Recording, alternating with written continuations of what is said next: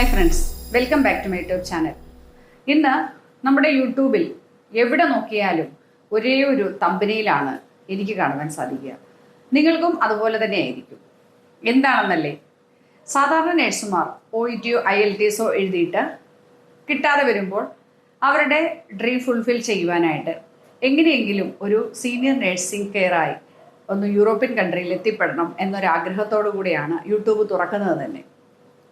അപ്പോൾ അവരെല്ലാം തന്നെ വളരെ പ്രതീക്ഷയോടുകൂടി പല ഏജൻസികളിലായി സീനിയർ കെയറായി പോകാൻ വലിയ തുകകൾ തന്നെ കെട്ടിവെച്ച് കാത്തിരിക്കുന്നവരുമായിരിക്കും. കുറേ കുട്ടികൾ UK-യിലും അയർലൻഡിലൊക്കെ എത്തിപ്പെടുകയും ചെയ്തു. ഇതിൽ UK-യിൽ എത്തിയ കുട്ടികളിൽ ഒരുപാട് കുട്ടികളെ ആശങ്കാകുലരാക്കിയ ഒരു വാർത്തയാണ് ഈ കഴിഞ്ഞ ദിവസങ്ങളിലൊക്കെ പുറത്തു വന്നത്. ഇതിലെ യാഥാർത്ഥ്യം എന്താണെന്നറിയാനാണ് ഞാൻ കാത്തിരുന്നത്. എല്ലാ യൂട്യൂബേഴ്സും അവരുടെ വ്യൂസ് കൂട്ടാനായിട്ട് പെട്ടെന്ന് തന്നെ ഒരു ഹൈലൈറ്റഡ് തമ്പനിയിലൊക്കെ കൊടുത്ത് അവർ അവിടെ നടന്ന സംഭവങ്ങളൊക്കെ നിങ്ങളിലേക്ക് എത്തിക്കുകയുണ്ടായി. എൻ്റെ ഉദ്ദേശം വ്യൂസ് കൂട്ടുക എന്നുള്ളതല്ല.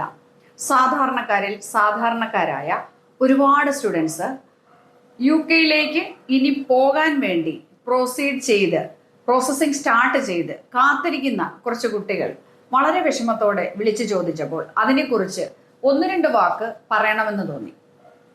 അവരോട് പേഴ്സണലായി പറയുന്നത്, ചിലപ്പോൾ ലോകത്തിൻ്റെ പല സ്ഥലങ്ങളിൽ ഇരുന്ന് ആശങ്കാകുലരായി പല വീഡിയോസും കണ്ട് അപ്സെറ്റായി കുടുംബജീവിതം തന്നെ താറുമാറാക്കുന്ന അവസ്ഥയിലേക്ക് എത്തിയ നഴ്സുമാരെയും എനിക്കറിയാം.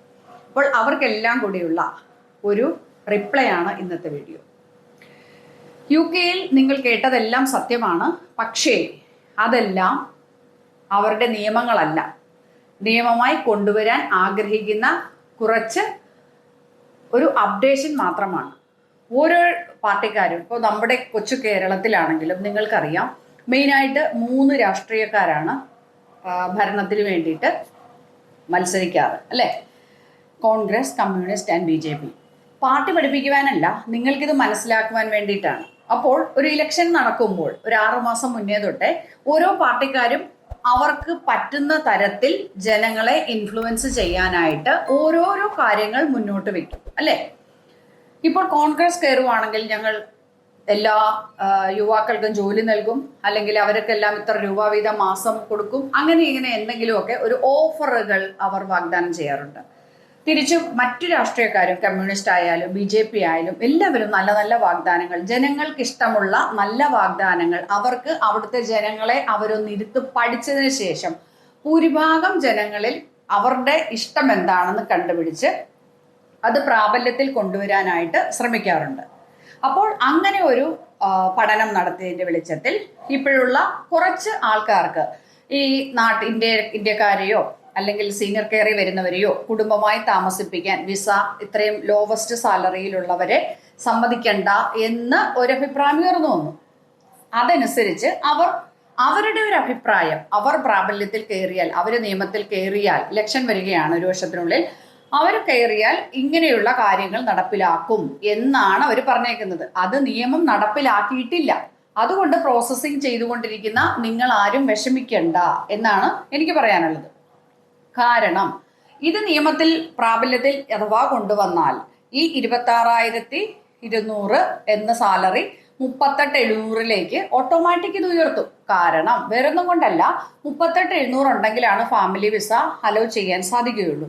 ഫാമിലി വിസ അലൗ ചെയ്തില്ലെങ്കിൽ നമ്മളെ പോലുള്ള മലയാളികളായ സീനിയർ കെയർ വർക്കർ എത്ര നാൾ UK-യിൽ നിൽക്കും? നിങ്ങളൊന്ന് ഇമാജിൻ ചെയ്തേ.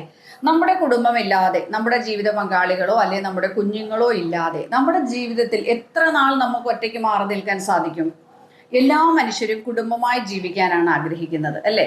എത്ര ഇല്ലായ്മയിലും ഒന്നിച്ച് താമസിക്കുമ്പോൾ കിട്ടുന്ന ആ ഒരു സന്തോഷവും സമാധാനവും വെവ്വേറെ താമസിക്കുമ്പോൾ ഒരിക്കലും കിട്ടുകയില്ല. അത് അങ്ങനെ കുറച്ച് ആൾക്കാർക്ക് സെപ്പറേറ്റ് താമസിക്കുന്നതിനോടായിരിക്കും സ്വാതന്ത്ര്യം കൂടുതൽ കിട്ടുന്നു, അങ്ങനെ ഇങ്ങനെ.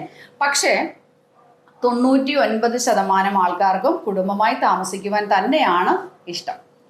ഞാൻ എന്നെ ബേസ് ചെയ്തിട്ടാണ് ഞാൻ സംസാരിക്കുന്നത്. ഇത് ആരെയും കുറ്റപ്പെടുത്താനോ ആരുടെ വീഡിയോ തെറ്റാണെന്ന് പറയുവാനോ അല്ല. ഇതിൽ ഞാൻ പറയുന്നത്, നമ്മളുടെ ഏജൻസി ത്രൂ പോകുന്ന കുട്ടികൾ ഇത് കറക്റ്റ് ആണോ എന്നറിയാൻ വേണ്ടി ഞാനൊരു UK-യിൽ അന്വേഷിച്ചപ്പോൾ നമ്മളുടെ ആ കൊണ്ടുപോകുന്ന ടീം വളരെ കൃത്യമായി ഇതിന് ആൻസർ തന്നിട്ടുണ്ട്. അവർ പറഞ്ഞത് ഇങ്ങനെയാണ്: ഒരിക്കലും ഡിപ്പെൻഡന്റ് വിസ ക്യാൻസൽ ചെയ്യപ്പെടാൻ പോകുന്നില്ല. കാരണം ഇന്ത്യക്കാർ നമ്മൾ ഡിപ്പെൻഡന്റ് വിസ ക്യാൻസൽ ചെയ്താൽ എല്ലാ നഴ്സുമാരും അവിടുന്ന് ജോലി വിട്ട് തിരിച്ചു പോകും.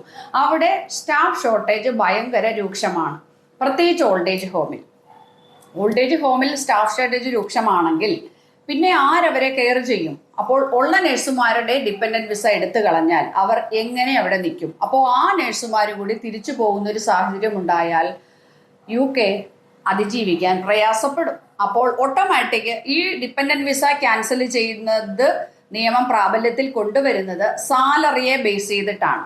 അപ്പോൾ സാലറി ഓട്ടോമാറ്റിക് നഴ്സിംഗ് കെയറിന്റെ 26,200 എന്നുള്ളത് 38,700 അവർ ഉയർത്താനാണ് സാധ്യത. മനസ്സിലായോ? അപ്പോൾ ആ കാര്യത്തിൽ നിങ്ങൾ വിഷമിക്കേണ്ട. നിങ്ങളുടെ ഫാമിലിയോടൊപ്പം നിങ്ങൾക്കും യൂറോപ്യൻ കൺട്രിയായ UK-യിൽ താമസിക്കാൻ അവസരങ്ങൾ ഉണ്ട്. നിങ്ങൾ കാത്തിരിക്കുക, ക്ഷമയോടെ കാത്തിരിക്കുക. ഒരിക്കലും എല്ലാ യൂട്യൂബിൽ പറയുന്ന കാര്യങ്ങളും സത്യമാകണമെന്നില്ല. അപ്പോൾ നിങ്ങളുടെ ബുദ്ധി ഉപയോഗിച്ച് നിങ്ങളുടെ ഏജൻസിയുമായി സംസാരിച്ച് വളരെ കൃത്യമായി മനസ്സിലാക്കിയതിനു ശേഷം നിങ്ങൾ വേവലാതിപ്പെട്ടാൽ മതി, നിങ്ങൾ വിഷമിച്ചാൽ മതി. നിങ്ങൾ അതുകൊണ്ട് ഒട്ടും വിഷമിക്കേണ്ട എന്നാണ് എൻ്റെ പേഴ്സണലായി എൻ്റെ അഭിപ്രായം. അപ്പോൾ നിങ്ങൾക്കും വളരെ പെട്ടെന്ന് UK-യിൽ എത്തിച്ചേരാൻ സാധിക്കട്ടെ എന്ന് പ്രാർത്ഥിക്കുന്നു. അടുത്ത വീഡിയോയുമായി ഞാൻ വേഗം വരുന്നതാണ്. അതുവരെ കാത്തിരിക്കുക. Bye bye.